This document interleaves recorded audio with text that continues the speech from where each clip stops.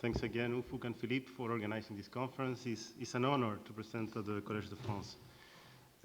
This paper is joint work with two of my former classmates from Penn, Tanira and Mincho. And today I'm going to deviate a little bit, if you want, from the mainstream topics of this conference. So this will not be a model of endogenous growth. In fact, there will be no growth in that sense in this model. But what we're looking at will be at how distortions at the firm level might impact now the level of measured productivity in an economy. And in particular, how those distortions might be endogenous and might respond to rent-seeking behavior by firms. Said in another words, how lobbying activities, for example, by firms might affect, in some sense, the investment decision, and by that channel, affect the allocation of capital in the economy. That's, in some sense, the broad picture for today. So let me start with some stylized facts. I'm going to present some evidence of those facts in a moment, but this is just to give you the framework of how I would like you to think about this issue. So first, although when you look at the law, the corporate tax rate in the US is supposed to be flat at 35%. When you calculate it from the taxes that actually the firms pay and the profits that they are earning, you see strong variation. That measure is called the effective corporate tax rate, and it's very heterogeneous. The second thing is that, well, you might ask, what is one of the reasons why this might be heterogeneous? Well, tax benefits. There are benefits for doing R&D, there is benefit for accelerated depreciation, and those benefits might be heterogeneous across firms. I'm going to show you also that the most important benefits are tied to capital. And in that sense, one source of this heterogeneity will be related to size. Bigger firms might be able to claim more benefit just because they have more capital. The third point that I would like to put on the table is a nice point because it's a database that doesn't it's not very used in the profession yet, at least not in macro, so I will present that database with a little bit more detail. You will see it's a database about corporate lobbying. It's a database about lobbying activities. And what I'm going to show you is that firms, not surprisingly, primarily lobby about taxation. So if you put these facts together, in some sense, the first question that might come to your mind is, can lobby generate distortions? How? Well, if big firms, in some sense, lobby in order to get benefits, and those benefits are tied to capital, the marginal cost that they are paying for their capital is different. In some sense, when you include all these, what you will see is that for small firms, the price of capital is different than from large firms. That would imply that large firms are in fact too large, and small firms are too small. Then the second question that might come to your mind is, how important might this be? What is the cost of this mechanism? What happens if the effective tax rate was in fact flat for everyone? That's in some sense the mindset for this talk. So let me start with the facts. The first fact that I was telling you. Heterogeneity in effective tax rate. This is the distribution of the effective tax rate. Effective tax rate for these figures are calculated as average over 3 years because these are noisy elements in the sense that sometimes a firm has losses 1 year and then they can claim those losses next year, and that's why it looks like it's very small, so you want to average over long periods. For this figure, I average over 3 years. This is robust to average over 10 years. The only thing is that it contracts a little bit. But most of the things that don't change is the average, for example. The average effective tax rate is much lower than that 35%. It's like 25%. And in this particular version, where we are averaging over 3 years, what you get is a standard deviation of 13%. So this is really a dispersed distribution. Let me move to the second fact. So the second fact I was telling you is that tax expenditures are linked to capital. Let me define a little bit what corporate tax expenditures are. So corporate tax expenditure is in some sense from the point of view of the government. So the government thinks, I am entitled to receive $100 through taxation. I am willing to spend part of that in benefits. So if the level of tax expenditure is 30%, it implies that instead of receiving 100, they are willing to receive 70, giving back those 30 in some way to the firms. Now, by law, every year you have to give in some sense the summary of where did you spend that money. And what you have here is the first top items of that expenditure. The number one item, accelerated depreciation, completely tied to capital. How should you think about accelerated depreciation? This is like a very cheap loan in some sense, because you should be able to depreciate only the part of your machine that wears out, but imagine that I allow you to depreciate it completely today. So in that sense, what you gain is all the future payoffs of that. It's like a loan with no interest in some sense. The other things that you see there are also very tied to capital. For example, foreign corporations, that imply that you have physical capital outside the US. Domestic production perhaps is less easy to relate, but you will be surprised when you dig a little bit in research tax credits. Most of the money that is tied to research tax credit is about exploration of oil. It's about digging holes. That's called research in that sense. And you know that digging those holes is very capital intensive. What is really interesting also, for the point of view of the model that we're going to show you, is the fact that every year in advance, the Parliament needs to approve a budget for the next year. So the way we're going to think about lobby is about a fixed pie that firms would have to, in some sense, try to get a piece of. So in the model, the thing that I want you to start thinking about, there will be a fixed pie, and what lobby is going to do is going to determine who gets a share of that pie. Yes?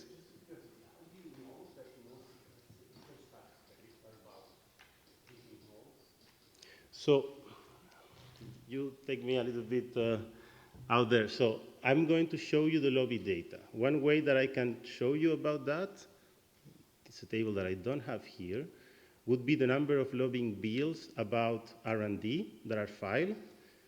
70 or 60% of those bills are about oil companies. And then when you go to case studies and you see in some sense how people claim this benefit, you see that a lot of the money is going to that. That doesn't mean that research credit is not allocated to good uses. I'm telling you that among all the money that goes, it's not that all of that is going to generate the kind of innovation that you have in mind. If you're talking about bills, this is not the federal tax credit. Federal tax credit is horizontal. What do you mean by federal tax credit? The one that was introduced in 1981 is horizontal. Yes. So, well, typically you bring me there to details, but what you typically have is that the amount of tax credit that you can get has a cap. So what you do is you lobby in order to remove that cap for a given year, and you can claim much more benefit than what you would. That's in some sense typically what these companies that are lobbying in R&D are doing. They are removing the maximal cap of benefit that you could get. And that's where the heterogeneity in that particular thing comes from. I'm not going to exploit the R&D tax credit, but I prefer to answer because I think it's very interesting. Yes? Just to clarify this fixed pie assumption that you mentioned. So then, for example, one firm lobby about a certain tax credit, wouldn't it be the case that all firms will benefit? We're going to have that. Let me defer until the model and give you one line answer. We're going to allow for that. There will be benefits that are not going to be tied to lobby, that you can think of those as externalities on the lobby activity of other firms. That is going to be there in order for us not to overmeasure the benefits of lobby. So we're going to allow for that. Good. All right. So let me go to the third fact. The third fact has to do with the data, and I'm going to show you the data in a moment. So in the third fact, what I'm showing you is that if you look just at the raw data in terms of the bills that are filled by companies to influence the decisions in the parliament, when you look at the topics of those bills, the number one issue every single year is taxation. This is quite interesting because if you think this data has been used mostly in trade, but the issue on trade doesn't even appear in the top 5. Trade as a lobby issue start appearing in the top 7 at most. So in that sense, what I want you to keep in mind is that one of the main issues of lobbying, on corporate lobbying, is taxation. So the strategy, let me go a little bit fast here so that we have time to do all of this. I'm going to show you data. I'm going to match this lobby data to Compustat, and I'm going to document some facts. Those facts will be that firms that lobby are larger, they have lower MPK, marginal productivity of capital, and they pay lower effective tax rate. And that will be quite a systematic evidence. Then I'm going to write a very simple model. It's going to be an heterogeneous firm model. If you're familiar with the literature, I would like you to have in mind Restuccia and Rogerson. And I'm going to put there an endogenous lobbying decision, where there would be one market that would be very important, which is how the lobbying market clears, in some sense, how that pie is eaten. That will be the only big tweak, if you want, in the model. And then I'm going to do a quantitative exercise. So we're going to go back to the data. I'm going to show you that the output cost that heterogeneous taxation in general would generate in this model is 34 basis points. If you want this in relative terms, think about the cost of closing to trade is around 4%. So this fact, which is very industry specific even, you could think that lobby is something very particular in manufacturing. I'm going to show you that it's also across the board, but you might think that it's only in manufacturing. This kind of dispersion can still cost 34 basis points on levels every year, which is sizable in that sense. And I am also going to show you that although we don't target anything in the dispersion of marginal productivity of capital, this model is going to deliver 11% of the dispersion that you see in Compustat. This is interesting because will be the only source of dispersion. So all the other papers that you have seen in misallocation have their space there. And the nice thing about this particular story is that this is a story about big firms. Usually all the endogenous mechanisms that you have for misallocation are about small firms. Credit constraints are about small firms not having access to credit. Now I'm telling you a story about big firms distorting the prices, and that's what generates this misallocation. So, that's, yes. That I'm going to show you when we go to the result, but if you want, in one line is not distorted economy versus distorted economy, the level of output 34 basis points lower. What? Yes, yes, so the cost is 34 basis points when you have dispersed taxation versus not dispersed taxation. You say it's small. What is the benefit of opening to trade? 4% usually. So this is 1 over 10. I don't think that it is small when you're thinking that the fraction of firms that lobby in Compustat is just 8%. So I'm telling you that 8% of the firm in Compustat can make you the same cost that 1 over 10 opening the whole country to trade. I think that this is huge. You need to also think that this is the United States. In countries like ours, we might call this corruption. In the US, it's called lobby, and we have good measure. So if you think that this number is kind of mild or big, imagine how it might be if I had the data to measure it in other countries. Let me skip the literature in interest of time and go to the empirical part of the paper. So the data from lobbying is from the Center of Responsive Politics. I'm being conservative when I tell you that I observe every lobbying expenditure above $5,000 in a single quarter, because the cutoff at some point goes lower, and it's like 2,500. I will see the name of the involved entity and the list of issues. There is a total general issues of 81. I'm going to be able to pin down exactly the one that I want, which is taxation. For the ones that don't know Compustat, that's the list of public health firms in the US, and I can get from there everything that I need in order to build the effective tax rate and even to estimate productivity, and therefore getting the marginal productivity of capital. If you're interested, we're using the Wooldridge method to get productivity. Those are just technicalities. Let me show you a little bit how the basic data looks like. So this is, by law, what every lobbying firm, which is this entity that is hired by a firm, a corporation, in order to influence, in order to lobby, has to fill. Because you see, these corporations, these lobbying firms, they have to pay taxes also. So they need to declare every income that they get. This is the way they do it. So what you have here is first the name of the entity, in this case, General Electric, house name. And you also have the amount of money involved. In this particular bill, $150,000. What else do you have? You have the general issue that is coded. That implies that it's easy to put into Stata and work on it. That's a nice thing. If I had an army of arrays, I could go even in more detail. As you can see here that I'm not highlighting, you have the particular bill that was lobbied in that Congress, the particular initiative in that sense. Here you see Internal Revenue Code of 1986 to permanently extend the Subpart F. These kind of things are exceptions, for example, in terms of what's the maximal amount of benefit that you could get. Sometimes they want to extend it permanently, sometimes it's for a given window of time.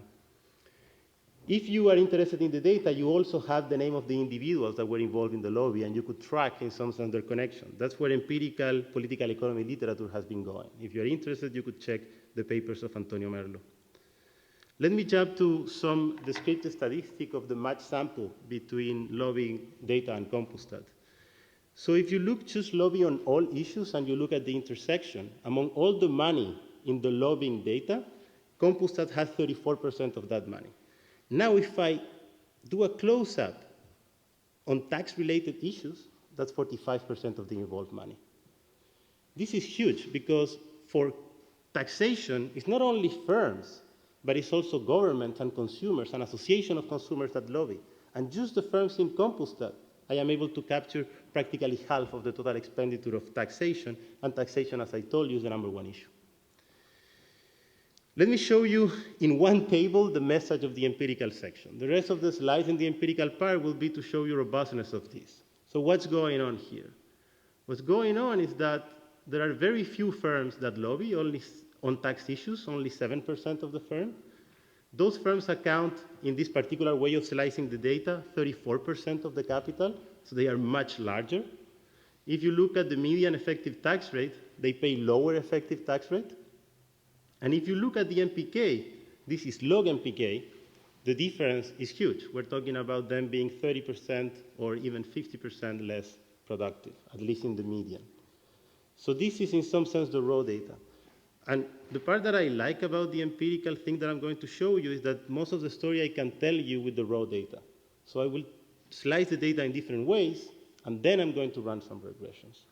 Murad.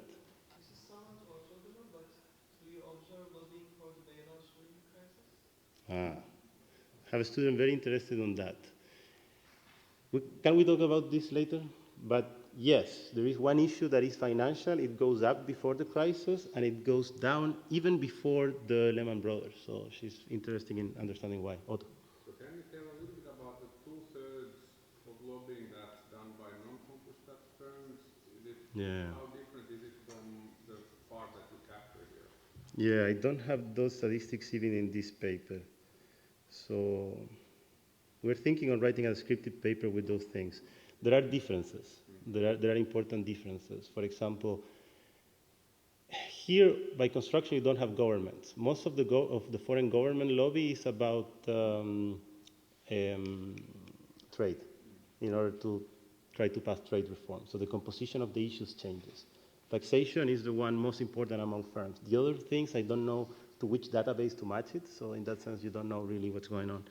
The other thing that I don't know is how many private firms are lobbying. Second question, is this lobbying the central government or is this also state government? So this lobby database is strictly to Parliament. Well, you could have bills where it says instead of House of Representatives of the US Senate, for example, the local government. Most of it is the House of Representatives, and that's the way we slice the data. Good, excellent. Okay, so let me show you first distribution. In the upper part of this slide, what you're going to have is effective tax rates. In the down part of the slide, what you're going to have is marginal productivity of capital. Red is always going to be firms that lobby, and blue, firms that do not lobby. There will be some noise here because I'm doing nothing to the data. This is just the raw data. So here what you have is no time dimension. Just I take for every observation, I take for every firm the 3 years average of the effective tax rate or the MPK, and I plot the distribution. These look a lot like stochastic dominance. So what you see is that firms that lobby have lower effective tax rate, and they also are less productive. We could slice the data a little bit more and ask for the time dimension. So what I have here is the same 3-year averages, but now I'm plotting the median over time. What you see is a strong difference in terms of effective tax rate, but also strong difference in terms of MPK. I could go even further and slice the data through industry time. So this one is a little bit more difficult, so bear with me. What you have in this axis is the effective tax rate of the firms, the median effective tax rate of a firm in a given 2-digit industry in a given year that did not lobby. And here you have the median in that very same industry, in that very same year of the one that did lobby. So below the 45-degree line it means that in that industry, in that particular year, the firm that lobby had lower effective tax rate. What you see is that most of the dots are below here, also here, so that the fact that lobbying firms have lower effective tax rate or lower MPK is quite robust. This guy here are services. We drop financial services, but we don't drop services in general. That's, in some sense, the kind of anomaly that you see there. Are these medians or means on the right-hand side? Medians. With means, it looks very similar. It's just that with this Q distribution, sometimes we think that it's better to use median. Good. So each dot here is an industry and a year. I can, because maybe I have a little bit of time and you're interested, let me show you some robustness. So one might think that part of this is because,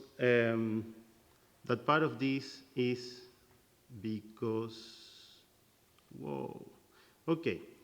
So what are the robustness? I have in the appendix, but the button didn't work. That's a good question. Two things. One is, what if, yes, no multinational. So you might think that deferral taxation might be ruling part of this. If you drop all the firms that have any multinational affiliation, you still get it. The other thing that you could do is to think that the way we are estimating productivity, which is the Woolrich method, is really good for manufacturing, but not in other sectors. You look only at manufacturing, and of course, as you would expect, things look even better, because this is where most of the action is. What is interesting, and very quickly, is that if you work your math, this doesn't imply that the firms that lobby have also lower or higher MPL. Because if they are so big that they have more labor and more capital, this relationship could hold also for MPL, and then perhaps the story has nothing to do with capital, but with some inherent difference of the firm that make them be bigger in some sense. So we do the stuff for MPL and they are reverted. So that story is discarded. That's in some sense the robustness. Good. All right. So let's keep rolling. Regressions. Yes. Okay, just, yeah. So two things. So first, is there a period where those firms who lobby for some time but didn't lobby before Yeah. and just check if this is still true? Yeah, we're trying to exploit that a little bit, but lobby is an extremely persistent behavior. You practically never go back after starting lobby. And the data is not that long. It started in 98, and these are big firms. So there are very few switchers. So we can have, in some sense, case study, plot a little bit. But you're going to see now in the regression, I'm very open about this, the variable of interest is so persistent that it goes away with fixed effect. So I put all the controls that I can, but in terms of fixed effect, I will have issues. I could handle random effect, but I prefer just presenting this regression as conditional mean test. In some sense, I show you that the mean and the medians are different. Now I'm going to show you that those differences are robust to a bunch of controls. That's the way I prefer looking at this. But you're absolutely right. If I had more switchers, if perhaps the data was longer, that would be a great thing to do. I just want to kind of be convinced that it's not related to just having more capital. That's what this is going to do. That's exactly what this is. So those kind of things I can answer. Those kind of things I can answer. So just because all of you seem so interested in the data, let me be more specific about the controls here. So this is a dummy that says, did you lobby 2 periods ago or not? Why? Because we try to take into account that there is a delay between you lobby and the result, and because this is so persistent, it's not going to change if it is 1 period or 3 periods. Same thing, this is the intensive margin. You're going to see that, of course, because of the persistency, the thing that matters the most is the fact that you lobby or you don't lobby. This guy here, because it will be important, is capital intensity, which is in some sense what Arun wants to see. But there are other controls that are really important that have to do with the tax literature. So there are R&D credits. So we control by R&D intensity. There is the fact of being a multinational or not. We control for that. There is the fact that you maybe had an accounting loss last period and you might be claiming in some sense those deferral tax benefit. We control by the result of your profit in the previous periods in that sense, the operational loss. We take into account measures of intangible capital because there might be changes related to that or on the benefits there, such as advertising or just straight intangible capital. We take, of course, into account leverage. And although I didn't put it in the list, all of these things are scaled by sales and we have an independent measure of size that is, in this particular regression, the employment level in logs. Those are the controls in that sense. All of the regression has also a time fixed effect and industry fixed effect at the two-digit level. That's it. Can I ask a question? Yes. So, what is exactly the definition of effective tax rate? And, you know, in reality, how does it work basically? So, a law passes, and the law is having some clause that is tailored towards particular type of firms. Because I don't think a bill is just passing for a single firm, right? It's most of the things. Let me answer to the two questions independently. First, what is effective tax rate? That this is the way in some sense the accountant literature does. If you would like a quick thing is, I see the tax that you pay, I see the profit that you claim. They do corrections that have to do with the fair taxation, with benefits from equity, from debt, and they try to be as thorough as possible. We follow them on that. Now, in terms of the particular mechanism, the typical thing that you see, so the benefit, the laws are written in general ways. And typically what you lobby for are exceptions. These kind of exceptions are also very general. One that you see very often is the limit in depreciated acceleration. So there is a cap in the amount of money that you could use in order to go for depreciated acceleration. So what typically you see is that the firm, before building a factory, but when the factory is already in the plants, start lobbying aggressively in order to remove that cap in a particular region, for a particular period of time, things like that. And because you were the only one planning for this, when you see the realized people that claim this benefit, usually it's only one firm. So that is something that we don't exploit variation in the data, but there are case studies that document those kind of things. I think what would really nail it, I mean, not nail it down, but, make it sharper is using like event studies or, the different type of approach. Yes. A bill passes, and before and after, how does the firms that lobbied Yes. is changing before and Yes. after compared to Yes. other firms in the region or in the same, not Yes. region, you're saying it's region-based, but in the Yes. industry in general. Sometimes it's region-based, sometimes it's not, but you're absolutely right. That's one direction that we have been thinking on pushing. At least in the empirics, it would be interesting. Excellent, good. So at the end of the day, what you see here is that those 2 or 3% difference that we were seeing on the median in effective tax rate are very robust. And also the difference in MPK are very robust. You see that 20% that I was telling you about and that 3%. So they are robust to all of these controls. What is also very interesting is what I was telling you at the beginning. The data suggests that even after controlling by size, more capital-intensive firms have lower effective tax rate and lower MPK. Remember, this is controlling by size. So in some sense, this is the macro evidence of the story that I want to tell. I agree with Ufuk that it might be even better to nail it down with case studies, but these kind of correlations are very conditional in some sense on size, on industries, on everything, and they are very robust. So it's hard to come up with a story where you will have firms that lobby and not think that they would get these benefits. Okay, so let me summarize before the model, because I have like 20 minutes. The primary issue of corporate lobbying will be, I hope that you are convinced, taxation. Higher capital intensity will be correlated with lower effective tax rate, and lobbying will be correlated with lower effective tax rate and lower MPK. Those are, in some sense, the ingredients that I'm going to hardwire a little bit in the model. So the model is going to be an heterogeneous firm model in the spirit of Restuccia and Rogerson, and firms are going to use labor and capital to produce output, and there will be tax benefit, as Arun was asking. I will have tax benefits that are directly related to lobby and some that are not directly related to lobby. I'm going to give a lot of freedom to the ones that are not related to lobby so that they can capture part of the data that I don't want to hammer into the lobbying part. By that, I mean that I will allow those indirect benefits that are independent to lobby to vary across firms. So I will let, in some sense, different firms to have different benefits that are independent to lobby.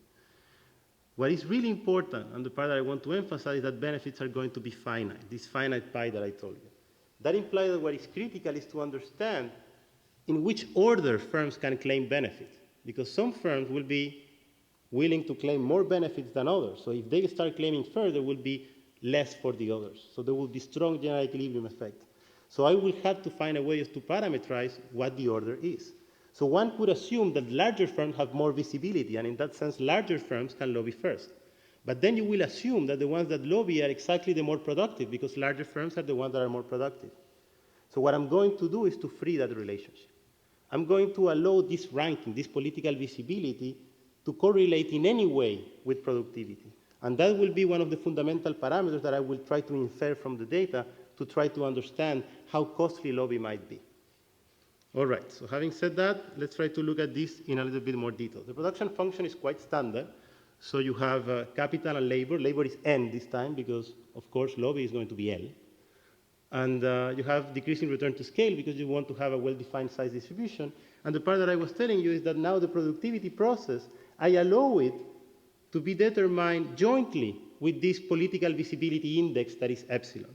This political visibility index is going to correlate with productivity. You can think this as a correlation of size too. So at the end of the day, this is going to tell you, are the more productive firms the one that lobby, the less productive, or is it random? Are they orthogonal things? The model will allow for any of those things. How are you going to identify that? Well, the correlation between TFP and marginal productivity of capital is going to give you information about that. If very productive firms have very low marginal productivity of capital and they lobby, then most likely they were able to be ahead in the ranking. That's going to be the identification for this. Very good. So, how do benefit work? There is a benefit function. I'm scaling it by the tax rate just for tractability. It does nothing that. And you're going to have different components. First, benefits are going to be proportional to capital. So this is coming from the fact that I told you that most of the benefits are tied to capital. They are tied to capital in a decreasing way. Sometimes the more capital you have, the more benefit, but at decreasing rates. Then there's going to be a fraction that is independent from lobbying effort, the one that Arun was asking, and the one that I told you that I will allow it to be heterogeneous across firms, so that I don't force all the variation in effective tax rate to come from lobbying. So that part of the variation might come from difference in size or difference in unobservable characteristics of the firm. Then there will be a fraction that will depend on the lobby effort, also with some curvature. And what is interesting, the parameter, the variable that I want you to keep in mind is going to be this cutoff. So at the end of the day, there will be a ranking fighting for this pi, and the marginal guy is the last guy that is able to claim benefit. And because this is a full information equilibrium, this is like a war that you don't fight. You don't lobby unless you're sure that you're going to win. So everybody can observe the political connection. They can forecast exactly what the cutoff is going to be, and you're going to have in equilibrium that very few firms lobby, and they exhaust all the benefits. Excellent. So this is a complicated way of saying exactly what I said. So this is the market clearing that I was telling you about. What you have here is, on this side, all the tax that the government would collect. The parameter omega is the tax expenditure part.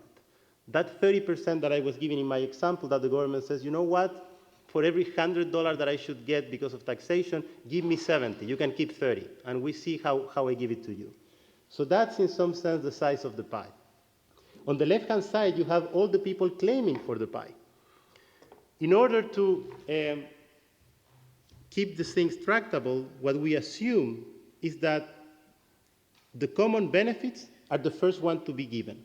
And only if there are leftovers, there will be benefit associated to lobby. So we first give everything that is not related to lobby. This is a way, in some sense, also to tie our hands, because you will get much more effect out of lobby if it was the other way. And then what you do is you sequentially allocate this as a function of the political visibility. And when this equation holds with equality, you have the cutoff on political visibility that determines who lobbies and who does not. So the problem of the firm, at the end of the day, you maximize the expected discount profits. This is the after-tax, production, labor cost. You could include the capital cost inside. It doesn't make any difference. Here what you get is the tax benefits. There is a quadratic cost on the lobby expenditure, and then there is the accumulation of capital. Of course, as you can see, lobby and capital are going to interact. This is the optimal lobby that will depend on your political visibility with respect to the threshold and, of course, on your capital. That's, in that sense, the mechanism of distortion. So people that know that they're not going to win in that game, they are not going to lobby. People that know that they're going to win, they are lobbying this amount. And then you can get labor also as a function of capital and productivity. So you can see that at the end, you can solve this model numerically, but it's only one equation per firms because lobby and workers depend in that sense on productivity. Arun. Just to understand, so in principle, you could also have, again, a fixed pie, but still everyone lobbies, right? Like maybe small fraction, but still lobbies and everyone benefits from lobbying. This is more like being constant with the data. Exactly. So this is an explanation of the data. The few papers that have lobby, they usually rely, for example, Bill Kerr has one, they rely on a fixed cost. And they say there is a fixed cost of lobby, and that's why you have very few firms that lobby and the rest do not lobby. This is, I don't make a big deal of it, but we provide an alternative to this fixed cost mostly because of my own taste. I don't like fixed costs, but at the end it's the same. You know? So what I do is there is a finite amount, there is a ranking, you start claiming, oh, there is no more, you cannot get it. But another way would be the fixed cost. Yes? Do other firms not lobby or lobby so little that we don't observe? They don't lobby. Well, if they lobby below 2,500, they could be lobbying and I would not observe it. When I see a zero, it implies, according to what they say, it implies that it is below the 5,000 threshold. So if you believe the way the data is collected, a missing would be that they don't lobby, a zero would be that they lobby below the lower bound, and a number implies that they lobby above the lower bound. Now if you ask me, how confident I am about that in order to exploit it? Not that much, because I don't know if the guys that are going to put a zero go all the pain of doing the filing. But in theory, yes, I could identify those. Arun? No? Okay, excellent. Let's continue then. Quantitative analysis. So there is a proposition that we prove. I'm going to show you, at the end of the proposition, what it does is showing you that the policy functions look fine. So what I'm going to show you in the policy function, we can prove it, but I don't want to bore you with the proposition. So I'm going to calibrate the model. I'm going to evaluate the calibration using some non-targeted moments, nothing fancy there. I'm going to show you those policy functions that I was telling you we have an idea of how they look, and then we're going to go through some results. Some of those results will have the flavor of validation, others the flavor of quantification. So let me show you the calibration a little bit. I don't want to go in that many details, but there are at least two parameters that I think that are important to talk about. Among the parameters that we are calibrated externally, most of them you can directly take from the data. This omega parameter is the one that perhaps you forgot, and one plays a role, which is the level of tax expenditure. So that's the fraction of tax revenue that you're willing to forgo. That you can take it directly from the data because the government has to report it. And we take the number that is the average for 2012 and 2013 that says that the government gives away 33% of those benefits. In terms of the calibrated parameters, most of the moments that we are doing calibration or simulated method of moment, depending if you are Jamari or Ufo, whatever you want, the ones that we are doing, it's, most of them have to do with the fraction of so for example, the size of the lobbying. There is, we target the fraction of firms that lobby, the average lobbying expenditure as a relationship to the wage bill, and those things are going to give you information about the cost, things like that. The only one that perhaps is less straightforward, but I already give you the intuition, is this correlation. So the correlation between productivity and marginal productivity of capital, the difference correlation between the firms that lobby and the firms that do not lobby is going to pin down how correlated the political visibility is with productivity. If this was random, you would expect this correlation to be zero in that sense, if the two groups will have the same correlation. But if the groups have different correlation, this is going to tell you, are the more productive firms that lobby or the less productive firms that lobby? With this particular value, this is telling you that the TFP of the firm that lobby is higher. Now, given that TFP, they're going to accumulate capital and even over-accumulate capital because of lobby, and their MPK is going to be lower. Okay. So how do we do in terms of moments? The model is quite simple, but we get the things kind of right. Here you have one extra moment, which is this old firm that is not targeted, but is implied in some sense by the other moment. That's why, in order to be honest, I put it there. But this bottom part is the one that we are targeting. And I think that for a simple model is as good as it gets. I can show you a little bit in terms of non-targeted. Let me show you one distribution. So this is the lobby distribution in the data, and this is the lobby distribution in the model. The only thing that is targeted in the lobby distribution is the mean. And at the end, the two distribution looks quite similar. I put there a moment. So this is one of the validations that we think is nice. Okay, I have other distributions, but I prefer to show you the one that looks nice. Now, okay. Policy functions. So what I was telling you that we could prove is in some sense this handshake. Let me tell you a little bit what's going on here. So what you have, so remember that in some sense here you have three state variables. You have the political visibility, you have the productivity of the firm, and there is also the idiosyncratic level in some sense of benefit that you can claim. So these are policy functions evaluated at the mean of that other variation. And what you see is clearly the cutoff in visibility. So these firms are the ones that are lobbying because those are the ones that are above the cutoff of visibility, and these ones are not lobbying. What you see here is that, in general, all the firms that lobby have lower effective tax rate. But that lower effective tax rate gap is increasing in productivity. Those are the things that you can prove in the lemma. So here you see in that sense where the difference between lobbying and non-lobbying firm is coming in effective tax rate, where it's coming in marginal productivity of capital, and here you have the lobby expenditure, labor, and capital. What kind of source of misallocation can you get here? Well, if you look, for example, at a firm here, this firm here is more productive than this firm here. But these firms, in terms of MPK, the relationship is reverted. So you have more productive firms that in that sense are much bigger at the point that their MPK end up being lower than the one of firms that are in fact per se more productive. Let me show you a little bit of non-targeted moment and some implications of the model. So if you look at the fraction of capital in the model held by the lobbying firm, remember that the ones that I showed you was an average over all the period. Now I'm focusing on the period that we calibrate, 2012, 2013. In the data, that's 46%. In the model, this is non-targeted and it's 66%. If we compare to manufacturing, it looks much better, mostly because, as you see, a model where you have a production function and you estimate productivity is much closer to manufacturing sector than others. The median MPK, we also do very well, but what I wanted to show you is that this standard deviation of log MPK that is non-targeted, this is the 11% that I was telling you. So this is how much of the dispersion we can get compared to the data. So you need to think that there are a lot of other mechanisms that would generate this dispersion, capital adjustment costs, financial friction. Just throwing in heterogeneous taxation gets you this. Not all of this is due to lobby. All of this is the combination of the capital benefit and the heterogeneous taxation. We're going to try to decompose this in a moment too.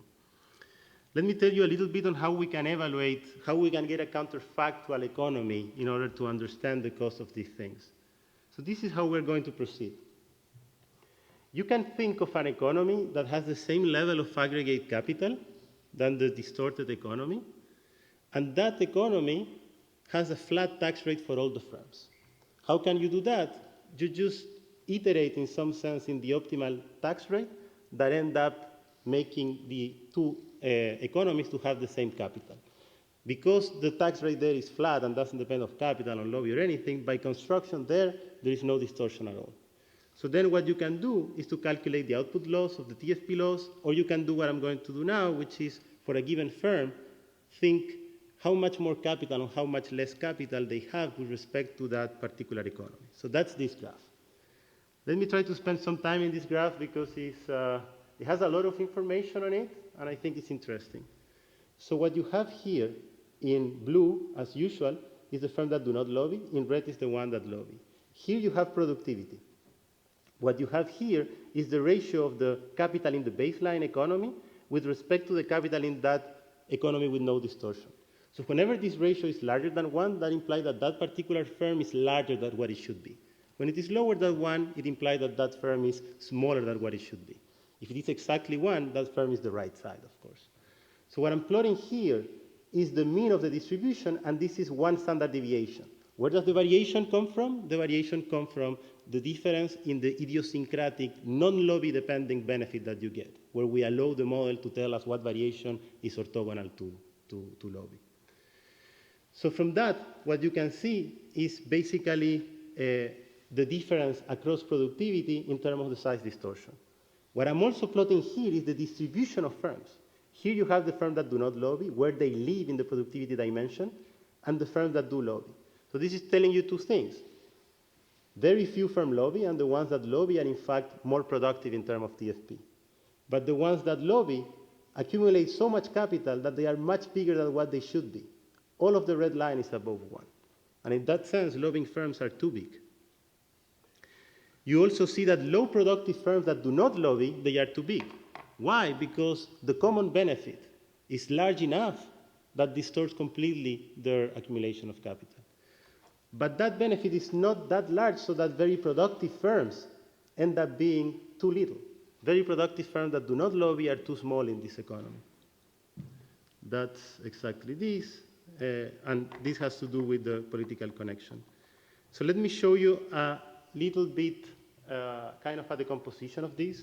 So the 35% that I had at the beginning is when I compare, for example, the TFP of the benchmark with a benchmark where there is no tax benefit at all. So let me explain this a little bit. Now I'm letting output and capital to move in the economy. That's why the right measure is going to be TFP. In order to take exactly the same model, I'm taking the calibrated model with exactly the same tax rate and shooting down parameters. So here, here I'm shooting down completely the tax benefit. So this is an economy where everybody pays 34%. There is no dispersion. Of course, the output level is lower, but that's why the right measure is TFP, because TFP is independent of the level. It's the relationship between output, capital, and labor of the economy. So in that sense, when you compare this number with that number that are in logs, you get the 35 basis point lower TFP. Now, if you just shoot down lobbying benefit, you leave the distribution of the benefit that are independent to lobby, and you leave also the dependent on capital intensity. That's the TFP loss that you get, which is 19%. When you compare those two numbers, this is telling you that half of this distortion is coming strictly from lobbying, or lobbying and the interaction of the other things in that sense. So about the 35 basis point, you have that more than half of it comes from lobbying. This is a nice experiment. I will refer you to the paper, but let me tell you in one line what we do. We take all the parameters as given, and then we change only one parameter, the size of the pie, and we put it to what it was at the beginning of the sample, 10 years before. And we show that the changes in the model that are completely non-targeted are in line with the data. So the effective tax rates have decreased over time, the fraction of lobbying firms, all of those things go exactly in line by changing only one parameter. So you could think this either as a validation or a way of explaining what had happened over time with effective tax rate and lobbying in the US. What happened when we move the level of political visibility in that sense? When the correlation is negative, the output loss varies from 0.42 to almost 0.3. There is a lot of interesting things that we could talk about this graph, but in the instant of time, let me try to use this graph that we already know and spend some time to understand the effect of political visibility. So the same story that we'll talk before, we can talk it here. So I'm going to show you three economies. The one that I'm showing you now is one where the correlation is minus 0.9. That implies that the first guys claiming the benefit are the less productive. This guy wants very little, so that implies that there is space for a lot of people lobbying. That's exactly what this is showing you. Now the distribution red is very high. That implies that you have a lot of lobbying firms, and lobbying firms are less productive than non-lobbying firms. That would be, in that sense, that economy. With most of the firm lobby, they are not very productive, and that's what's going on. If you want to understand the distortion of that economy, the distortion of that economy is the integration of these capital wedges over this distribution. So you will have a lot of firms that are distorted, but they are firms that are not very productive. And you will have a lot of firms that are not distorted, but these are firms that are very productive. Or in some sense, very productive firms are too small, and not very productive firms are too large. If you change this, as you would expect with 0, the two fractions look very similar, and these look a little bit more like our baseline. So in some sense, how you travel within this distribution is pinning down the cost of lobbying, and that's what is behind these kind of things. What is interesting, in this particular calibration, you don't see it, or you see it a little bit here, is that the loss has an inverted U shape. So you need to pick, either you have very few firms very distorted, or a lot of firms very little distorted. That's in some sense the trade-off that is underlying in the model, and that trade-off is governed by rho. So So let me conclude in my last 10 seconds.